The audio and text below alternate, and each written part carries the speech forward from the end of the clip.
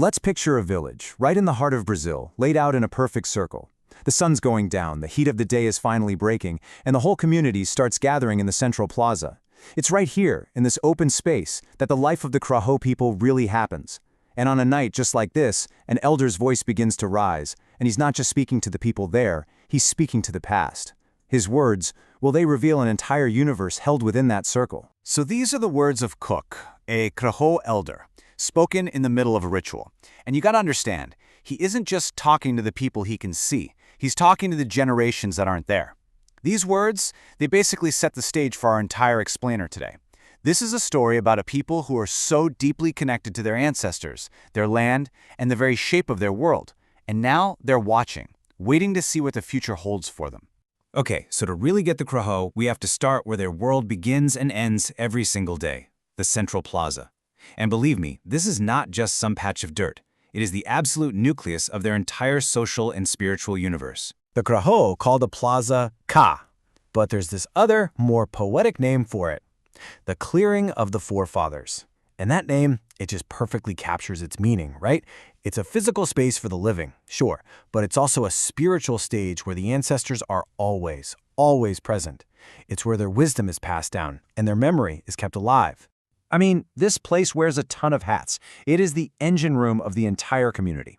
Every morning, the men gather here. Every major ritual and ceremony goes down right here.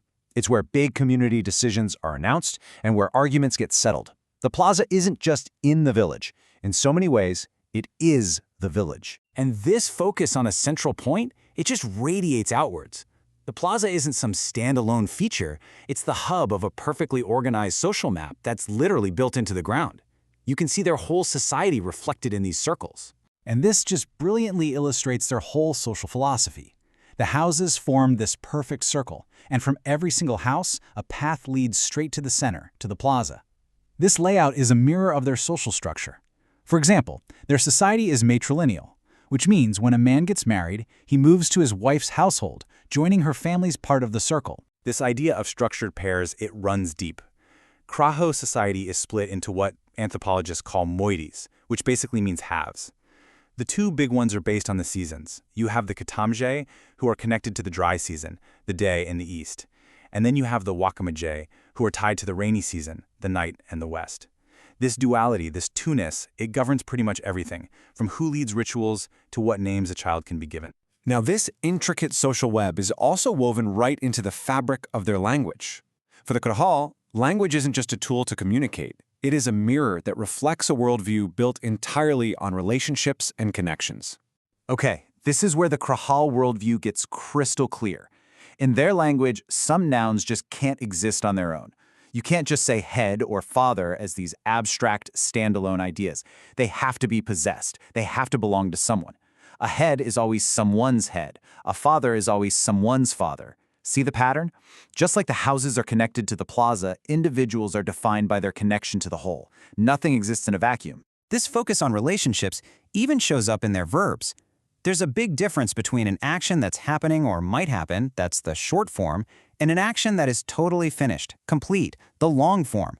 It reveals a way of thinking that is deeply concerned not just with doing something, but with its completion, its results, its consequences.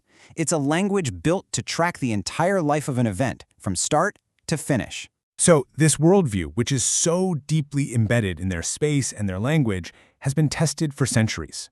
The story of the Krahô is also a story of contact, of conflict, and of just incredible resilience against overwhelming pressure. This timeline isn't just a list of dates, it's a story of survival. For over 100 years, the Krahô were pushed around by ranchers, missionaries, farmers, facing violence and displacement.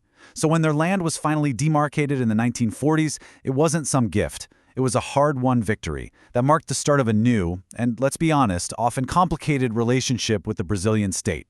And all that history, brings us full circle right back to where we started, in the plaza, listening to the voice of the elder, Kong. His words aren't just a memory of the past, they are a direct challenge to the Krahô today. This is his deepest fear. He looks around the plaza during the ritual and he sees empty spaces where the young people are supposed to be. He's worried that the sounds, the songs, the rhythm of the dances, the voices sharing ancient knowledge, the very echo of the ancestors, will just fade into silence. His speech is built on this really painful contrast. He talks about the ancestors who perform their rituals with so much joy and strength, and then he points to the empty spots in the plaza now. For Cooks, this isn't just about kids not singing songs, it's about the potential breaking of a sacred chain, what he calls the path of the forefathers, the very transmission of culture that ensures they survive as a people. So Cook's speech leaves us with this huge, powerful question, one that echoes way beyond the Krahô Plaza. In a world that is always changing, how does any culture keep its traditions alive and meaningful for the next generation? How is the path of the ancestors kept from disappearing? How do you make sure it's still there for those who are yet to come?